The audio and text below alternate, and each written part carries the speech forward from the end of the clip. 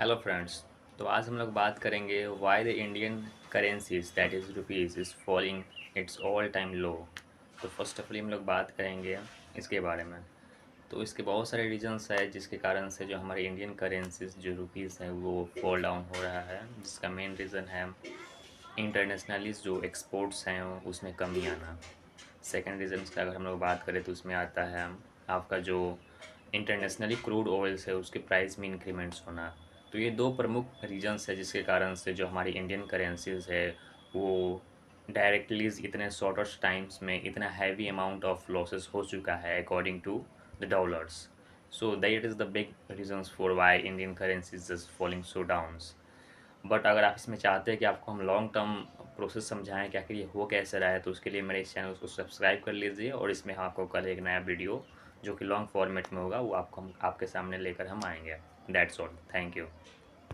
हाँ तो फ्रेंड्स, पहले हम लोग इसके बारे में, इसके बेनिफिट्स के बारे में समझेंगे कि आखिर जो हमारा इन्फ्लेशंस और जो हमारा करेंसीज का डाउनफॉल होता है उसमें बेनिफिट्स क्या क्या मिलते हैं। तो अगर हम लोग फर्स्ट बेनिफिट्स की बात करें तो हमारे जो देश के इम्पोर्टर्स हैं, सॉरी एक्सपोर्टर्स हैं, जो हमारे जो इंडियंस गुड्स है वो इंटरनेशनल मार्केट में सेल करते हैं, तो उनको बहुत बड़ा फ़ायदा होता है इससे। जैसे सपोज़ मान लीजिए कि कोई इंडियंस अपने यहाँ से कोई प्रोडक्ट इंटरनेशनल मार्केट में सेल किया और पहले वो उसी प्रोडक्ट का कीमत $50 लगाता था, सपोज़ दैट। तो अभी भी वो इंटरनेशनल मार्केट में उसका कीमत $50 ही होगा। बट जो इंटरनेशनल मार्केट में हमारा डॉलर के मुताबिक जो हमारा इंडियन करेंसी है उसकी जो प्राइस ऑफ रेंज है वो अगर डाउन हुई है, तो सपोज दैट मान लीजिए कि पहले $1 इक्वल टू 90 रुपीज़ था और अभी वो 95 रुपीज़ की इक्वल आ चुका है। तो उसमें पर डॉलर पे वो ₹5 का एक्स्ट्रा बेनिफिट्स प्रोवाइड कर रहा होगा वो। तो उस हिसाब से उसको एक बड़ा बेनिफिट्स प्रोवाइड होता है। और ये आपको केवल हम एक एग्जांपल की तरह बताएं, इसमें बहुत अलग अलग प्रोडक्ट्स की इंटरनेशनल मार्केट में इंडिया से सेलिंग होती है, तो वहाँ पे इन लोगों को बहुत बड़ा फ़ायदा होता है। दूसरी अगर हम लोग बात करें, फॉरेन ट्रेवलर्स को यहाँ पे घूमने के लिए आसानी होती है, क्योंकि पहले क्या होता था, जब इंडियन रुपीज़ डॉलर के अकॉर्डिंग स्ट्रांग होती है तो उन लोगों को अधिक पैसे पे करने पड़ते थे यहाँ पे आकर घूमने के लिए। बट अभी क्या है, अभी इंटरनेशनल मार्केट में इंडियन रुपीज़ की वैल्यू डाउन है, तो उन लोगों को as compare to previous years उन लोगों को लेस पैसे पे करने पड़ेंगे अपने ट्रेवल्स के लिए इन इंडिया। तो ये एक दूसरी बेनिफिट्स हो गई।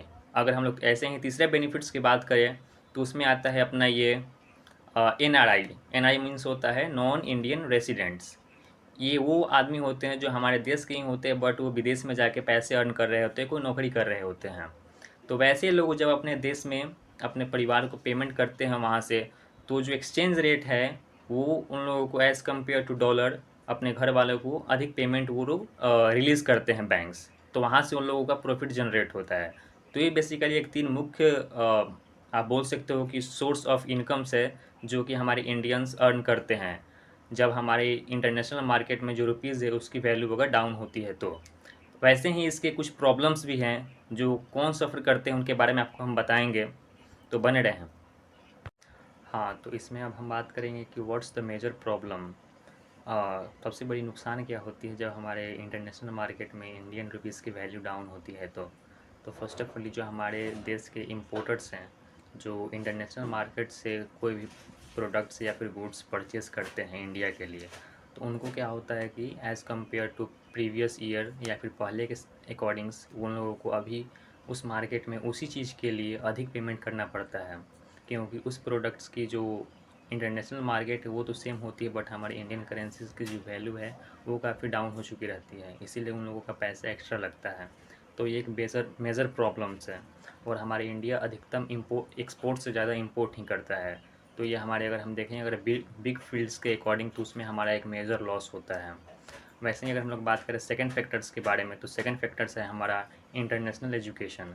सपोज़ कीजिए कि कोई आपके घर से कोई व्यक्ति विदेश में गया पढ़ने के लिए, तो वहाँ पे उसको पहले के मुताबिक अभी के समय में उसको अधिक पेमेंट करना पड़ता होगा in Indian rupees to a dollar, क्योंकि हमारे जो इंडियन करेंसीज़ है वो डाउन हो चुका रहता है।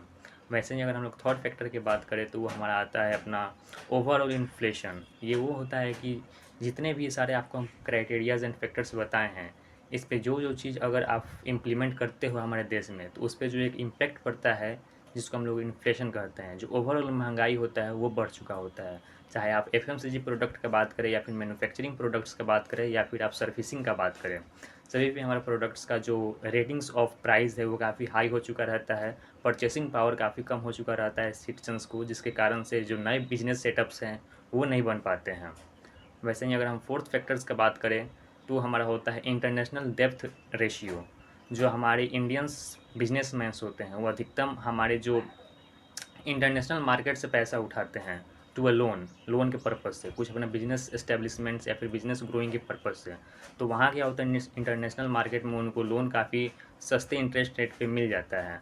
बट जब हमारे इंडियन का करेंसीज का जो वैल्यू है वो डाउन होता है तो उन लोगों को उसी रेट ऑफ इंटरेस्ट पेमेंट करना होता है, बट पहले के अकॉर्डिंग उनको अभी के समय में अधिक पेमेंट करना पड़ता है, क्योंकि ओवरऑल जो हमारे करेंसीज है उसका जो वैल्यूएशन है वो डाउन हो चुका रहता है।